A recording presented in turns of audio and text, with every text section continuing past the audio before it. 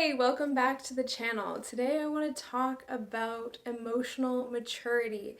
What is the first step to building emotional maturity? Are you someone that realizes, hey, maybe I don't respond how I want to in high intensity situations, stressful situations?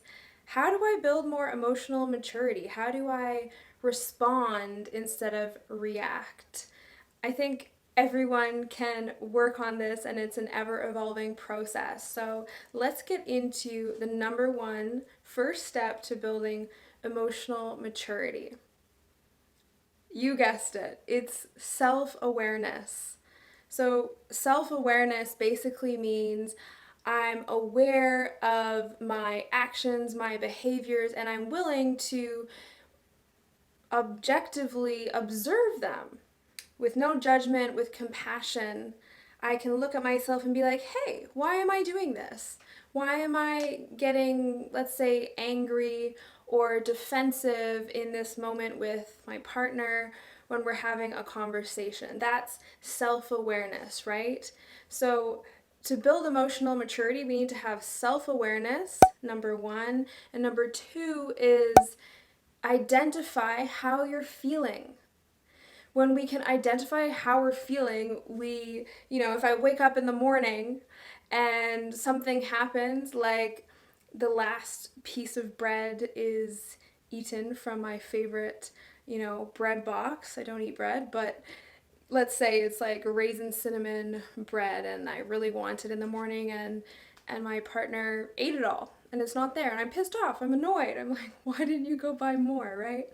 So that's an emotion. If I don't acknowledge that I feel frustrated, I feel annoyed, and I'm hungry, hangry, then I could carry that throughout the whole day.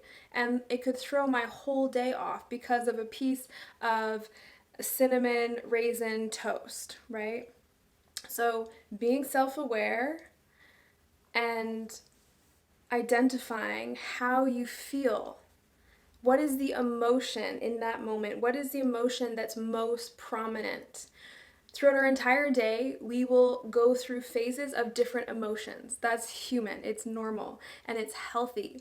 When you can acknowledge, oh, I'm feeling frustrated, I'm feeling content, I'm feeling alive and energized. Those are all different phases that we fluctuate and evolve throughout the day. I've linked below a emotion wheel that you can reference.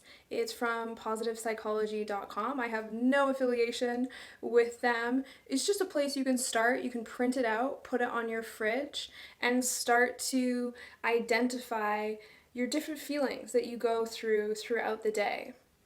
And each feeling, since we are in the somatic world, each feeling is a sentient experience. So when you have an emotion, you will have a physiological, a body response, right? So if I'm happy and content, I'll probably feel light in my chest, maybe a smile.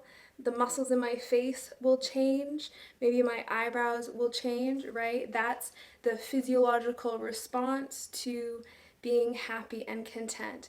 If I open my fridge and pull out some blue cheese, possibly that's been in there since Thanksgiving, then, I may be disgusted. I may be like, pull out the cheese and be, ugh, right? So the physiological response we have serves the purpose.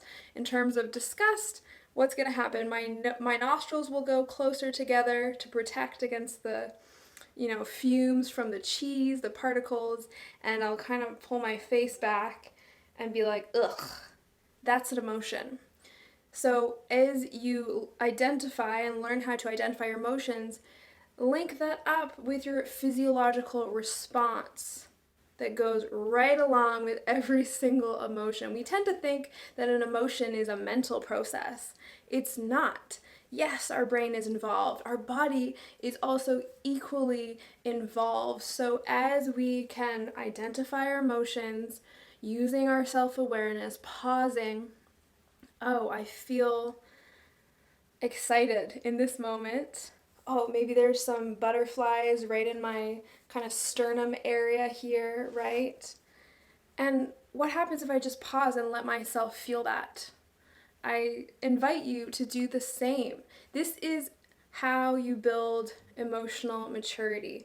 Why? Because you can own your emotions. You can say, hey, I'm confident. I know that when I feel, angry about the cinnamon toast, this is how I respond. And I'm not going to lash out or be passive aggressive because it's just a piece of toast. But I'm confident that, hey, it annoys me. That's okay. And just sit with that feeling and let it pass through. Our emotions are meant to be felt as the physiology changes, and we're meant to have this capacity to be with them and then let them flow through, and we change into something else. The reason why we're not good at this, so many people struggle with, I don't know how I feel. I'm stuck in my head. I can make a story up about it, but I don't actually know how to identify how I feel. It's because we're not taught this. We're not taught it at school. Most of our parents or figures of leadership growing up, they didn't teach most people this. So I hope this video helps. Self-awareness, pausing, looking within and feeling within, why am I responding in this way? Number 2 is identifying how you feel. Use that wheel, the emotional wheel from positivepsychology.com, or you can just Google one. It's super common and easy, and start to get to know how, or just get curious. How do you feel when you feel angry, frustrated, disgusted, content, at ease? What changes in your body? When you're at ease, is that when you come home from work, you put your feet up, you can let your belly be soft, and your breathing changes. Our physiology responds with each emotion. It goes hand in hand. So this is the first step to developing emotional maturity, because you won't get swept up and feel out of control in your emotional well-being if you can identify how you feel moment to moment, own it, and say, hey, this is human. I'm just going to let myself feel this. I hope this video helped you, and if you discover something new, hit me in the comments below and share maybe an emotion that you're learning about, that you're discovering within yourself. Thank you so much for watching, and I'll catch you next time.